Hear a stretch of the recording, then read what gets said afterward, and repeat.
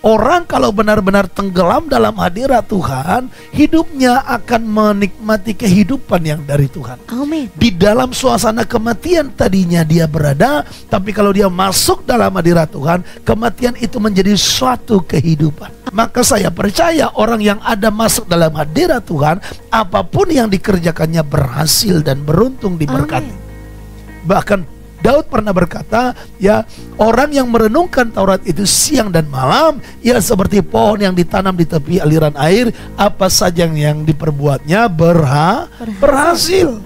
Nah, jadi saudara-saudara, biar kekristenan kita bukan hanya sekedar mendengar tentang Yesus, biar kekristenan kita bukan hanya sekedar bertobat, biarlah kekristenan kita bukan hanya sekedar kita melayani, tapi kekristenan kita sampai dengan kita membawa dampak. Kita mungkin terlibat dalam pelayanan, tapi saudara coba dulu tanyakan kepada diri kita sendiri, apakah pelayanan saya membawa dampak? Dan itu pernah saya lakukan, dan saya pernah nangis kepada Tuhan ketika saya melayani di Jakarta ini 2018, 2019 gak ada orang yang mengalami mujizat kesembuhan, gak ada orang yang dibaptis. Lalu saya menangis kepada Tuhan, saya bilang, Tuhan, kalau begini pelayanan, saya gak usah jadi pendeta lagi.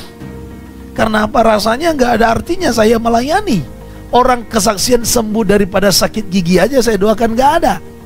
Orang sembuh dari sakit batuk atau demam aja yang saya doakan gak ada.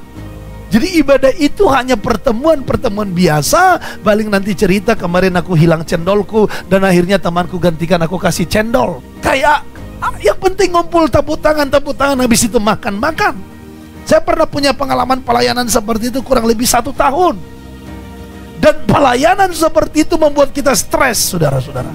Pelayanan tanpa perubahan di situ, pelayanan tanpa kuasa, pelayanan tanpa pengurapan, membuat kita melayani dengan stres. Nah, sekarang ini kita yang sudah sepinggang melayani, pertanyaannya, sudahkah ada kehidupan di situ? Sudahkah ada yang mati jadi hidup? Sudahkah orang yang jahat menjadi bertobat? Makanya saya berdoa, saudara-saudara, kiranya lewat ibadah kita ini yang jahat jadi bertobat. Amin. Ada orang bertobat, ada orang yang sembuh, ada orang yang dilawat Tuhan, ada orang yang diubah Tuhan. Itulah pelayanan dari orang-orang yang sudah masuk ke dalam hadirat Tuhan, yang masuk ke dalam Roh Kudus, bagaikan tadi dia berenang di dalam sungai itu.